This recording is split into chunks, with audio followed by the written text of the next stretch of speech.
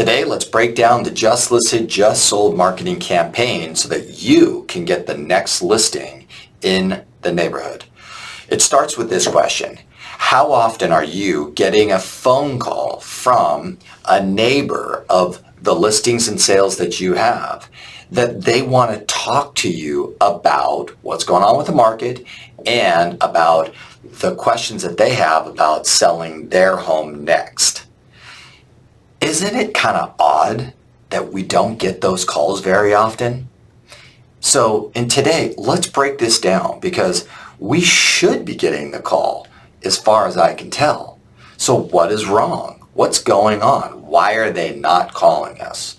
So, is it safe to say that when you and I list a property and we sell a property in a neighborhood, that at that moment, we are the foremost expert in the world about the market in that community?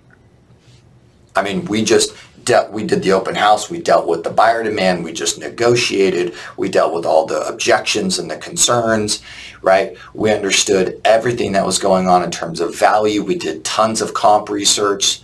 I mean, we dealt with an appraiser. I mean, at that moment, aren't we the expert? So if we are the expert on the market right now in the neighborhood, why are the neighbors not calling us to discuss this? Strange, isn't it? So, some of you may have heard me say in the past that the problem with all of our marketing in real estate, it's all about why me, why now, look, I did it, look, I did it again, hey, look how cool I am. In essence, we are just seen as salespeople. So we're not seen as real estate advisors. So let's fix that because clearly the copy, the message on our just listed, just sold is not working basically 99% of the time. Okay, so my question is how well do we invite the neighbor into a conversation about the market? Pretty good question, right? So in this video, let's deconstruct the marketing message and copy that works. But I'm going to teach you how to come to the conclusion of the best message and copy. I'm not just going to give it to you. So here is where we're going to start. It starts with the marketing fundamentals. There's 3 fundamentals that we need to look at. Number 1 is understanding the mindset, the attitude of the perfect customer. That's number 1. And a lot of people talk about the word empathy. So it's like putting yourself in the shoes of the next seller in the neighborhood and thinking from their vantage point how they see things. The perfect customer. Number 2 is think about and obsess over the customer's journey. So if we're thinking about the next seller in the neighborhood, right? From the moment where they're like talking to their spouse or they start, or something happens, to start thinking through the different scenarios of, why people sell in your neighborhood or in the neighborhood. And is there any trends around that? But then, what is the experience from when the family is talking about the process of selling, when they started the conversation to all the way to when they started talking to an agent and all the way till they put their home on the market, and then from there all the way through the customer's journey and really stepping in and seeing the world through their eyes. Very powerful. The best marketers in the world, this is what they do. Number 3 is all about entering in to the conversation that your perfect customer is having right now. In the marketing world and influence world, we talk about reading their mind, right? What we want in a marketing message is we want them to go, wow, how did they know? How did they know that I had this question? How did they know that I had this concern? How did they know that this is what I was thinking about? Mind reading. So entering into the conversation. So Perfect customer, customer's journey, and then entering into the conversation along the path. So let's practice this right now with the neighbor of your existing listing and or under contract or sold. Let's practice this process. And here's the easiest way to do that. So if you were going to sell your home, think about it. If you were to sell your home and you're about maybe 30, 60, 90 days, maybe 6 months from putting your home on the market, you have already discussed it with your significant other and you guys have agreed that this is what's going to happen. And now a neighbor just listed their home and a sign goes up. Put yourself now squarely into that position. Okay, sign goes up. So question number 1, would you attend the open house? Okay, question number 2, once it goes under contract, would you give the listing agent a call as a professional real estate agent, mind you, right? You are a realtor, right? This is what you do, okay? You see it goes under contract. Would you call the listing agent?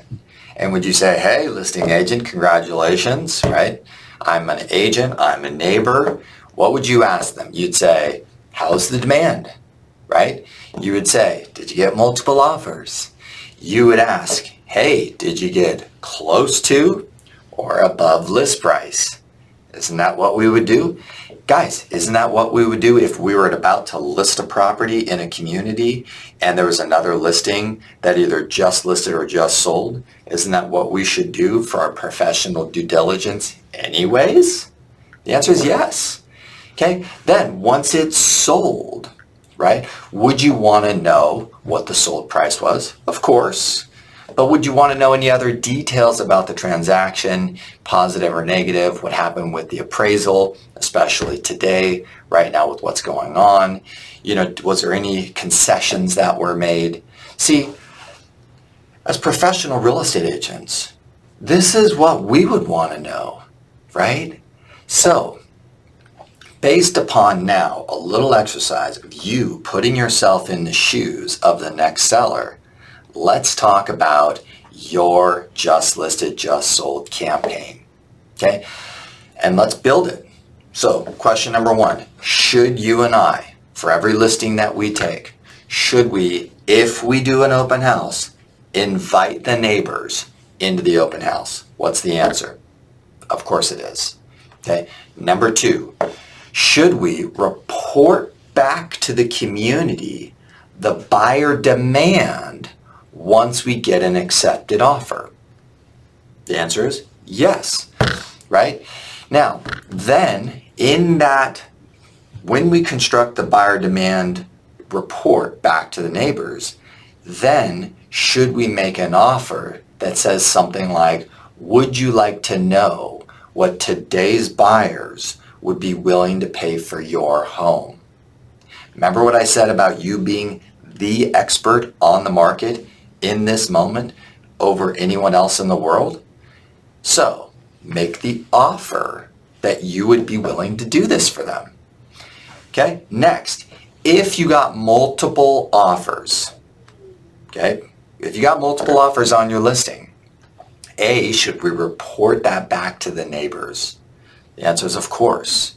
Okay, should we report back to the neighbors that there are 1, 2, 3, 10 other buyers who wrote offers, who want to buy in this neighborhood right now and are financially prepared to buy a home in the neighborhood, and then make that offer? Would you like to know what these ready-to-go buyers would be willing to pay for your home right now in today's market? Should we make that offer? What's the answer? You got it. Last thing, if your seller had a great experience with you, should we ask the seller to write a testimonial recommending us to the neighbors? And so when we do a just sold and share the price, we also share the testimonial, and if there was any other negotiation that you did. See, when we got multiple offers, did you negotiate an increase in price, negotiate better terms? Did you negotiate against the appraisal?